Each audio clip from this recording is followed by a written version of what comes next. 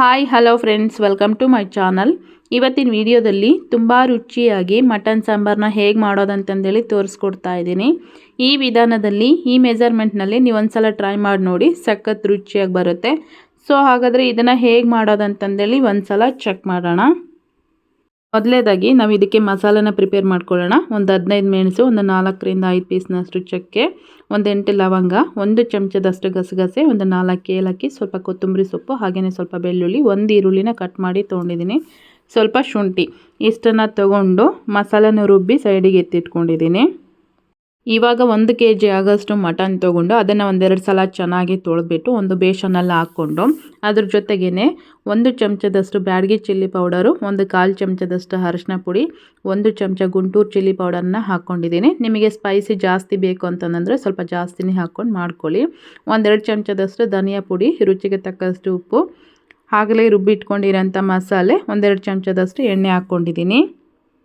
ಮಸಾಲೆಗಳೆಲ್ಲ ಹಾಕಿದ ಮೇಲೆ ಒಂದ್ಸಲ ಈ ರೀತಿ ಚೆನ್ನಾಗಿ ಮಿಕ್ಸ್ ಮಾಡಿಕೊಂಡು ಒಂದು ಅರ್ಧ ಗಂಟೆ ನಾನು ಇದನ್ನು ಸೈಡಿಗೆ ಎತ್ತಿಡ್ತಾ ಇದ್ದೀನಿ. ಸೊ ಯಾವಾಗಲೂ ಒಂದೇ ರೀತಿ ಮಟನ್ ಸಾರು ಮಾಡ್ತಾ ಇರ್ತೀರಲ್ವ, ಈ ಥರನೂ ಒಂದ್ಸಲ ಟ್ರೈ ಮಾಡಿ ನೋಡಿ, ನೀವೇ ತುಂಬಾ ಇಷ್ಟಪಟ್ಟು ತಿಂತೀರಾ. ಅರ್ಧ ಗಂಟೆ ಆಗಿದೆ. ಇವಾಗ ನಾನೊಂದು ಪಾತ್ರೆಗೆ ಸ್ವಲ್ಪ ಎಣ್ಣೆ ಹಾಕ್ಕೊಂಡಿದ್ದೀನಿ.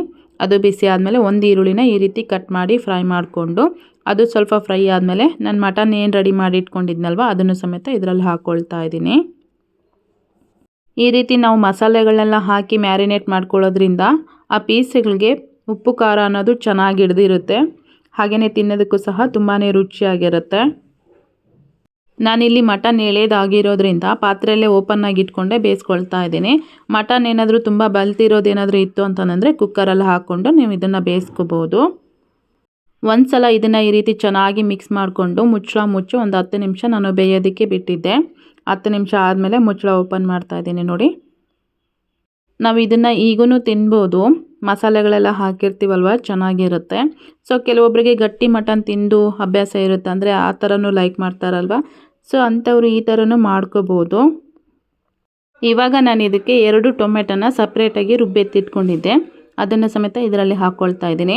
ಮಸಾಲೆಗಳನ್ನ ಯಾವಾಗಲೂ ಒಂದೇದರಲ್ಲೇ ಹಾಕಿ ರುಬ್ಕೊಳ್ಳೋದಕ್ಕಿಂತ ಈ ರೀತಿ ಸಪ್ರೇಟಾಗಿ ರುಬ್ಬಿ ಮಾಡಿಕೊಂಡ್ರೆ ಒಂದೊಂದು ಫ್ಲೇವರು ಗೊತ್ತಾಗ್ತಾ ಇರುತ್ತೆ ನಮಗೆ, ತುಂಬಾ ರುಚಿಯಾಗಿರುತ್ತೆ ತಿನ್ನೋದಕ್ಕೆ.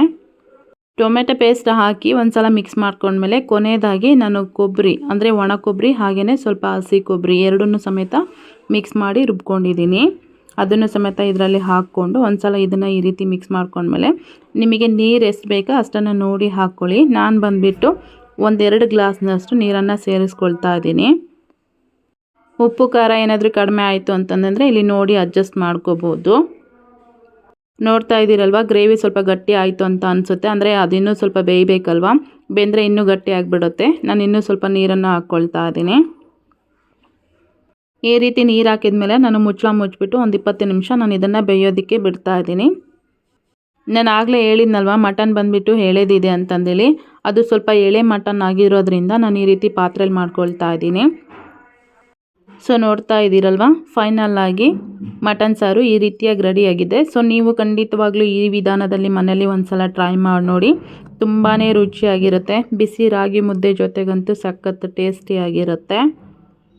ಸೊ ನೋಡಿದ್ರಲ್ವಾ ಇವತ್ತಿನ ರೆಸಿಪಿ, ನಿಮಗೆಲ್ಲ ಇಷ್ಟ ಆಗಿದೆ ಅನ್ಕೋತೀನಿ. ಇಷ್ಟ ಆಗಿದ್ದರೆ ಈ ವಿಡಿಯೋಗೆ ಒಂದು ಲೈಕ್ ಮಾಡಿ, ಕಮೆಂಟ್ ಮಾಡಿ, ಶೇರ್ ಮಾಡೋದನ್ನು ಸಹ ಮರಿಬೇಡಿ. Thank you.